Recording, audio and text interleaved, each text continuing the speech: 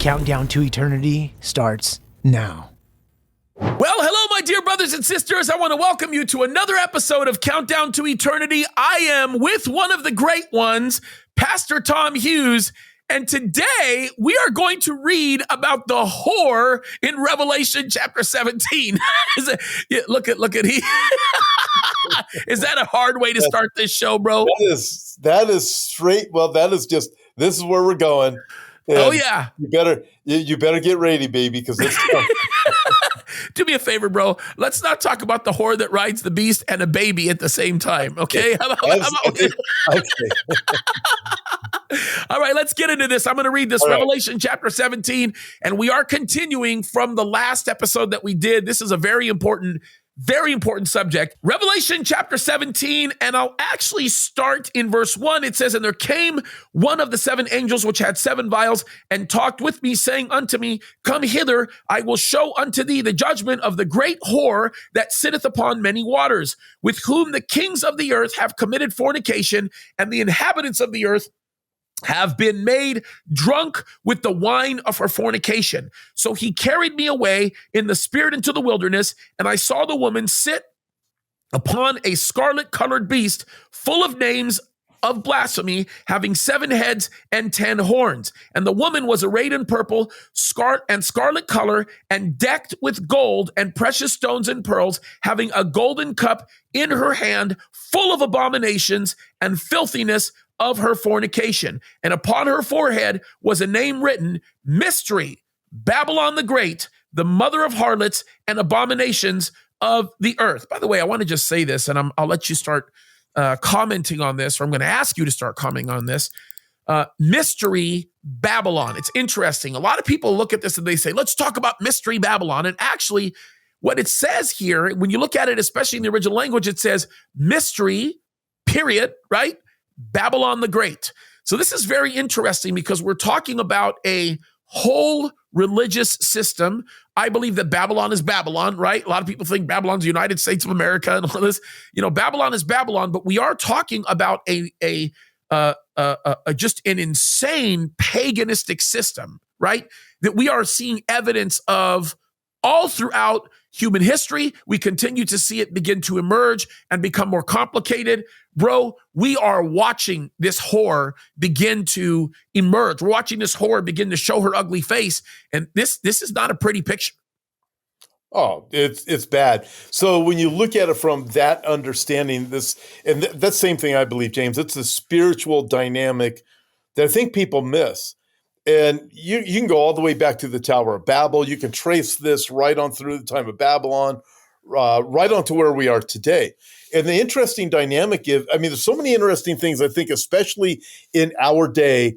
It says here that the inhabitants of the earth have been made drunk with her fornication, with the fornication with this system.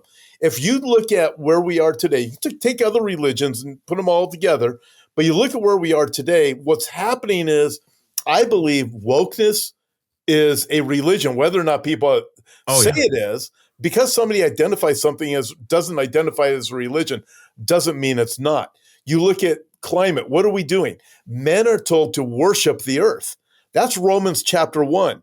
Wokeism, it involves earth worship. It involves all this nonsense of what's going on with men are women and women are men. You start going right on down the list, and what do you realize? Social justice warriors.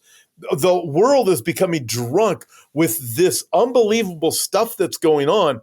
And I promise you, James, and you know this, the people are at the very top of this food chain, the elite, not the ones who graduated from Harvard and on up the chain from there. They don't believe these things. No. They know men are men and women are women, but they've been able to sell their lies. They know what they're doing. They're selling fear. They're selling lies. In fact, those are the two things that they're really marketing. But they're lifting up everything as something to worship. That's right. And the world is becoming drunk. So I believe what we are watching right now has been shifted into high gear regarding the spiritual dynamic. And I really believe that's what Revelation chapter 17 is speaking of. It's coming to its head. And ultimately, it's going to come to its head during the tribulation period, because a few verses later, John in the vision works out even a little bit more. Yeah, absolutely, bro. And look, I think that it's interesting that you brought up one specific phrase, and it's the idea of drunkenness as a result of her fornication. And this is sort of an interesting picture that gets drawn. Anybody that knows me, you know this about me. I hate alcohol, and I hate alcohol for a lot of reasons. First of all, it tastes terrible. But the other thing is I think that the abuse of it has destroyed a lot of people's lives, right? It has just damaged things in ways that we can't even begin to imagine. But the funny thing is, when you talk about people maintaining sobriety really has little to do with alcohol in and of itself, and it has everything to do with sin. I mean, if you think about it, the greatest effect to a person's sobriety is the sin that they commit. And when you choose to allow yourself to be given to sinful behavior, you lose your sobriety instantly. If someone wants to have a beer with a taco, go ahead. I don't care. I'm not one to say anything about that. You can be a Christian, no big deal. As a pastor, I won't touch it. But the funny thing about all of this is, and I stop for a second to just think about this for a minute, that doesn't touch your sobriety like sin will. I mean, you could literally, and Jesus said it. He said it's not what goes into the man, right? But it, in essence, is what comes out of his heart, what comes out of his mouth. And the funny thing about this is, when we choose to allow ourselves to be given to sinful activity, that sin ruins our mind. It damages us. So the picture of this fornication creating a context of drunkenness really deals with the idea of a system that's being created in the world that takes advantage of the sinful tendencies of man to make conditions worse for mankind. And it brings into fruition the kind of judgment that we know God is going to bring to this earth. And I think it's really important to focus on this, because when we talk about, this mystery, we talk about Babylon, the center of Babylon, the context of Babylon really, really comes back to the idea of drunkenness as a result of loss of sobriety from sin. I think one of the great pictures of this that you can draw is going back to original Babylon. If you go back to some of the stories that we read about, right, especially during the days of Nebuchadnezzar. I mean, Nebuchadnezzar went nuts for years because he was so drunken off of the environment that he was in, where he was cocky, he got arrogant, he thought he was the man that, look at me, I'm the greatest, I'm the best, right? Or you remember the days of Mini Tachal Yufarsin, right, on the wall. They saw the writing on the wall, and in their drunken stupor, and their drunken stupor really didn't have much to do with the loss of sobriety from alcohol. It had everything to do with the loss of sobriety from their arrogance, right? And the reality of it is they destroyed their lives because they chose to enter into a place of fornication. And the fornication that we're talking about here is a desire to engage in a relationship with somebody other than the true and living God. And in that engagement, a level of drunkenness has been bestowed upon you that causes you to not see what is real and what's really going on. And then you're easily swept away. And this is where we get the idea that a boy can be a girl and a girl can be a boy. And this is where we start getting into all of this nonsense that people are believing, the lies that they're believing because of the drunken stupor that they're in as a result of their insatiable desire for sin. And that's why America's being judged. It's why the world is going in the direction that it's going in. And here's the funny thing that people don't ever want to reflect upon. The ruling class lives on the element of sin. They use sin to manipulate. They use sin to control. They use sin to bring people in. They use sin to corrupt. They use sin to bring into effect the things that they want. And this is exactly what we're seeing. We're watching this picture happening right in front of us. And there's a lot to say about this. There's a lot that we're seeing, and even a lot that we discussed even last week leading into this world. So, yeah, let me, you open up the door for me to say so many different things. So speaking of the ruling class being able to manipulate the people with sins, I'll just take one real simple example that's in the news every day. Hunter Biden and the Chinese. Oh, my goodness. What they do, they used his own sins to be able to manipulate the entire United States of America. That's just one thing. Now, another thing, this goes back to what we were talking about last week. So the CIA. I really want to get into this because we look at the manipulation of the masses of people, and it's a mind game that they play. So the CIA at the time of Charles Manson, Charles Manson, he's a delinquent. He was in a lot of trouble when he was a kid, really bad family life, absolutely horrific. He was in and out of jail. So the CIA drugged him up with LSD when he was in jail. Yep.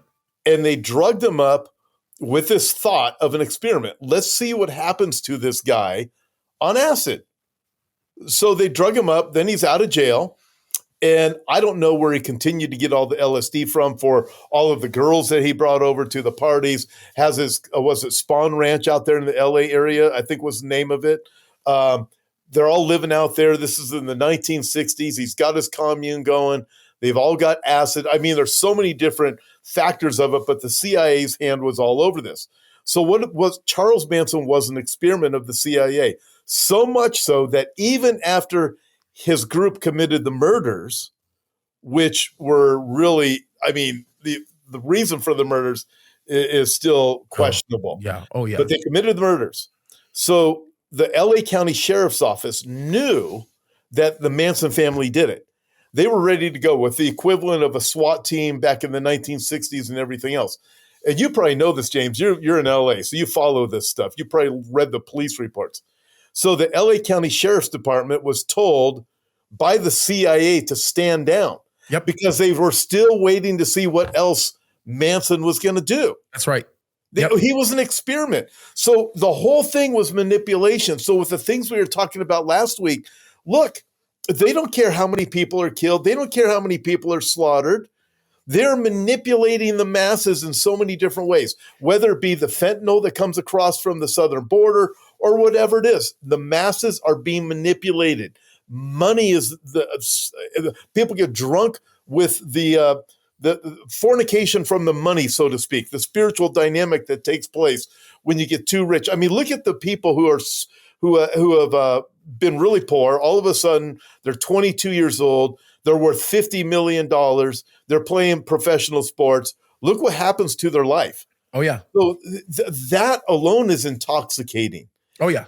And what these people at the top, they know all this stuff. And when you read Revelation chapter 17, you realize, well, wait a minute. This is a dynamic that is playing out right now. And they're manipulating kids in schools. Schools are indoctrination. That's what they are. They're indoctrination. They're government schools. That's what they are, government schools. Yep. And look, this is a pattern that we can see Satan using throughout the tenure of human history, okay? I mean, even if you want to go to the type of history that most people are familiar with or a lot of people are familiar with, just stop and look at what happened in early Rome, right? And you begin to see what took place when Rome got to the height of its power. One of the things that they promised each of their citizens was they promised them entertainment, they promised them food, right? And then they promised them the ability to have somewhat of a safe environment. It was sort of a closed loop. And so what they created within themselves was they created an internal power structure that kept a dynamic where the Caesars of the Roman Empire were not really challenged. The reason why they were not challenged was because there were people that were given to the thoughtless life created by the drunkenness of the aptitude for sin because of what was going on. And this is particularly the reason why the Romans hated Christians so much. They could not stand the Christians because the Christians were breaking that cycle, right, of that level of fornication. It's the same type of fornication that we see with this whore. Christians were coming in and they were breaking that way of thinking, and people were no longer being given to the level of unrighteousness that the Romans were using in order to control the minds and the hearts of the people. And you talk about this, like me and you, how many times have me and you sat down and talked to a person that's cheated on his wife? And you sit down and you realize this guy had a gorgeous wife. He had a beautiful wife. He had beautiful children. He had a wonderful thing going on, but the desire to want to please his flesh caused him to stop thinking straight. He was given to what he was doing, and in essence, he destroyed his life because he could only think with the desire to fulfill the lust of his flesh. You talked about China earlier. Isn't that what's going on right now with the United States government? They just had a big old story on this, right? Where the Chinese Communist Party were bringing in this brothel of what they consider to be some of the most beautiful Chinese women in the world that were absolutely trained and in essence sort of created to manipulate the minds and the hearts of all of these political leaders. And it's some ridiculous number, like something like 40% or something like that of the people that are all in political power in Washington were going to what they call this honeypot. That's what it was. They're going and they're having sex with these Chinese prostitutes who their whole job was designed. Their whole training was centered around pleasing men sexually, and while in the act, figuring out ways to pull out espionage, like to pull information out. And this is how so many of the leaks that we've been seeing going on have been going on. This is why the Chinese have been able to preemptively do all kinds of things, because they're getting into men that are sitting on all of these powerful committees that have all kinds of classified information. And these guys are not going to disclose the fact that they're sleeping with hookers. And it's the perfect situation. China is going to threaten to ruin their reputations, have their families taken away from them, all of that kind of thing. The reality of it is they're willing to sacrifice the national security of the United States of America and the future of other generations, so long as they don't get caught sleeping with these prostitutes. And that's exactly what's going on. It's taking advantage of the mechanism of sin that creates a loss of sobriety that goes to the point where they no longer begin to think straight. And that's what you see. Hey, I got to ask you this question. So, me and you have been doing this for a long time, right? For years. I mean, we've been doing partnering like this for a long time. So think back, Obama was president. And we probably did a program on this, even if it was at one of our churches or on YouTube or wherever. But Obama was president, and I remember watching Joe Biden. He's standing next to the Chinese president. Oh, yeah. Remember that? And all of a sudden, his face the president whispered something to him, or somebody did in the president of China's cabinet. And Biden just turned white, and you could tell he was done. Something happened, and Biden knew he was manipulated. He was in trouble, 100%, and there was nothing he could do. And I remember watching his face, and it was like, "Oh no, what do they have on Biden in America?" And you know what? This is what it is. Now, also, James, last week you were talking about the silent war, the quiet war against American citizens by CIA and so forth, right? Yep. The government right here. This is China's quiet war, and a whole lot has been coming up. Was it Peter Schwartz, I think it is, has been writing about this lately, Blood Money. I think that's his name, right? And talking about this basically what China is. They have a quiet war with the intent to take over America without firing a single shot. And this is exactly what it is. Everything you're talking about. It's and it's crazy. And as a matter of fact, even back in those days, me and you may have even had this conversation during the time that Obama was in office. We were talking about this. We knew it was very common, regular public knowledge that he was a gay man. We knew that. We knew that he was having sex with other men. And we also knew that there was a lot of nonsense that was happening in the background that a lot of people were not aware about. It's not fictitious. And people called us nuts. They said, "Oh, you're crazy. You're going to an extreme. This is nuts. How can you say something like that? You're trying to take a jab at him because he's on his way out of office." Matter of fact, I think I was accused of being a racist and because I called him gay. And you were. I remember. Yep. And we used to actually correct ourselves and say, we're not calling him gay. He's bi, but he's really more gay than anything. And I remember all this. And now we had this guy come out on Tucker Carlson, which, by the way, like legit, they're not denying the fact that this guy had a sexual relationship with the former president of the United States. Yeah. And the funny thing is that guy was bought hook, line, and sinker. You know that was going on. And now he's part of that ruling class. He's part of that group. He was brought into the fold. He was promised a whole bunch in doing so, and that was the case. And the scary thing about Obama was that when he became the president of the United States, it's not like he started off with good intentions. He knew what he was. Come on, give me a break. You honestly think that an activist from Chicago is going to actually get lifted? An unknown activist from Chicago is going to get lifted into the position of president? Come on, bro. Community organizer. Yeah, come on. They completely put that nonsense together. We know that they put that together. And he was loved by the clandestine community because he was the perfect person for them. He loved playing their game because he loved the riches. He loved the growth that he was getting. He loved the prominence that was coming from it. People bought his line, hook, line, and sinker. Look, Obama is a phenomenal communicator, just like Clinton was, right? Absolutely great communicator. So they're perfect to be controlled by this deep state, and they have this amazing sort of love affair with one another. You know, these people, they just love one another. They're feeding off of one another. And let's face it, I mean, if you really want to think about it, we know that Biden is a third Obama tour, a third Obama firm. Did I just say firm? Firm. We all know what you mean. What is wrong with me? It's a sleep deprivation. A third Obama term. And the funny thing about it, I know, it's just crazy. And we're not editing that out, by the way. I'm just telling you that right now.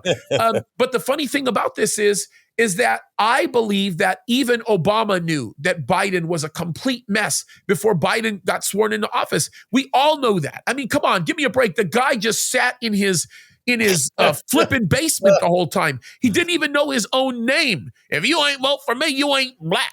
You know? Oh, I forgot about that. Yeah, and then we've all seen that video. I'll watch it. We'll just play it again. You all seen that video where Obama basically says, "Well, if I could kind of sit in the basement and put a little earpiece in the guy's ear and kind of control things and kind of be I'd be the president." We'll show the video right now. Oh gosh, a million times. We've seen it a million times. Okay. Let's just watch it real quick. It'll only take a few seconds. Let's see. What you know now, do you wish like you had a third term? And I used to say, you know what, if I could make an arrangement where I had a stand-in, a front man or front woman, and they had an earpiece in, and I was just in my basement in my sweats, looking through the stuff, and then I could sort of deliver the lines, but somebody else was doing all the talking and ceremony. I'd be fine with that. There you go. The Obama third term. Woo! Yeah. So yeah, I mean, how much more obvious can it be? I mean, and then you look at Biden. I mean Biden. You look at him. You look at Kamala. They're the two perfect people to be used as puppets. Oh my goodness! And Kamala, her word salad, bro. Like, I mean, it's like the kind of stuff that she says. It's ridiculous, bro. She is. I mean, and how ridiculous. Hey, I know we started off talking about the whore of Babylon. Yeah. Oh, I want to bring this up because before we run out of time, and next time I really want to get into some more of this crazy deep state stuff. Yeah. But I want to say this. So since we're in Revelation 17 talking about the whore, this is what the kings of the earth do. I mean, what we read in the book of Revelation is exactly what we see going on. You think the elites, the elite class, what are they doing? Manipulating, using this whore. And what does a person do with a prostitute once he's done? She's not prolific. It's done. They get rid of her, right? Bro. They use her for their purpose. That's exactly what happens. The elites of the world they're using everything and everybody right now for their purpose. So when you get to chapter 17, verse 16, what do? They completely do away with it, just like a prostitute. Can I tell you how good Satan is at this?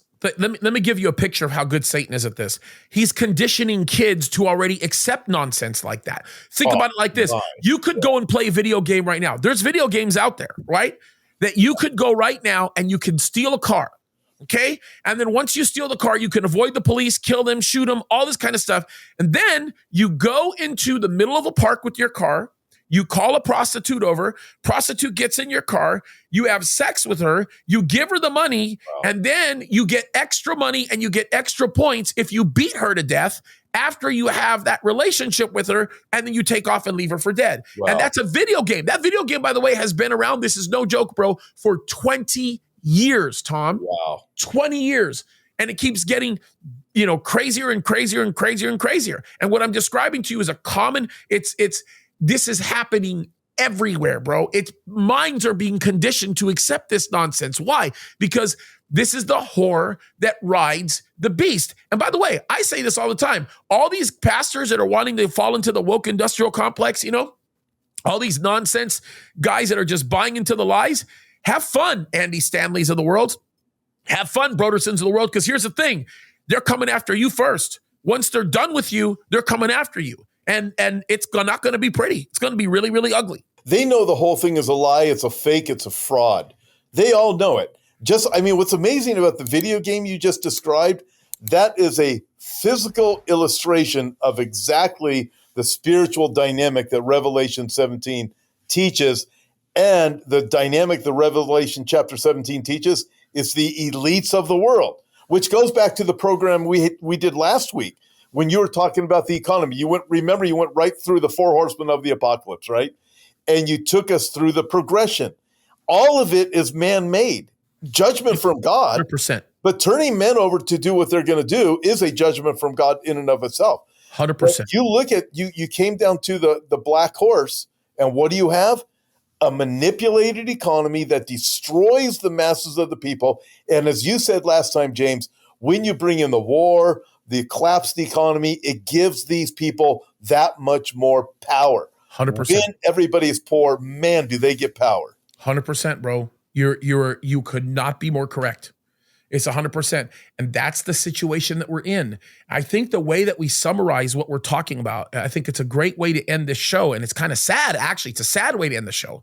But that's what the devil does. The devil will exploit you. He will identify a desire that you have in your flesh that's based in something legitimate oftentimes. It's not based in something illegitimate. It's based in something legitimate. And then he'll exploit it. He will inspire you to obtain it in a way that's easy. And when you do, you will feel good for a little while, but then it destroys you. And the cost for what you do in that momentary season will completely destroy your life. Sex is a great example with this, right? Like the whole idea of guys having this need to want to have a sexual experience, God created that in us, right? It's part of the whole procreation process. The context for that is marriage. When we function outside of that context, whether it be through the acquisition of pornography or whether it be through, sleeping outside of marriage, sleeping with women outside of marriage, you know what that does? You might feel gratified in the moment, but it destroys you. And you know what it also does is it rips you off of the blessing that you can experience when you keep things within the confines that God has created. And it gets better and better. I've never understood this. I've never understood this with guys that just decide one day, overnight, I'm just going to go cheat on their wives. Your wife has been with you for 15 years, but your wife's been with you 20 years, 25 years, even 5 years, 2 years. You think going and sleeping with a whore is going to give you more pleasure than being with your wife that knows what you enjoy and what you don't enjoy, think about that. I'm not trying to get graphic here, but that's how crazy the devil gets people. When you give into sin, it destroys your life. And this is why it is so aptly labeled the whore. It's such a great picture. The whore is a perfect picture of what happens when men give themselves to this stuff. It's crazy. It is.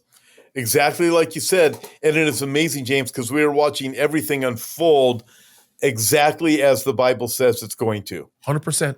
100%, bro.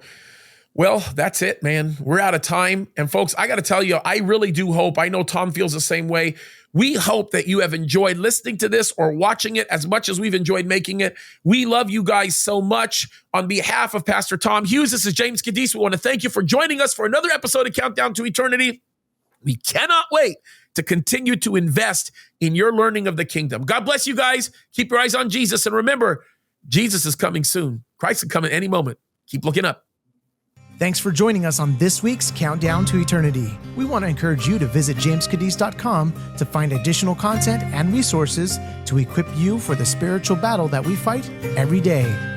You can also subscribe to James Kaddis over on YouTube and Rumble. If you'd like to support Pastor James and his family directly, visit jameskaddis.locals.com and subscribe there. You'll gain access to exclusive content, daily devotionals, and more. Countdown to Eternity is listener supported. Until next week, may the Lord bless you and keep you.